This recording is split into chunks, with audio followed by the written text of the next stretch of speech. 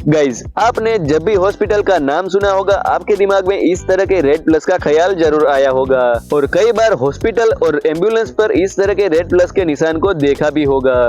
लेकिन क्या आपने कभी सोचा है हॉस्पिटल और एम्बुलेंस पे इस तरह के रेड प्लस के निशान ही क्यों होते हैं, कोई और निशान क्यों नहीं? पहले तो मैं आपको बता देता हूँ कि चिकित्सा क्षेत्र में जो आप प्लस का निशान देखते हैं वो असल में प्लस का निशान तो है ही नहीं।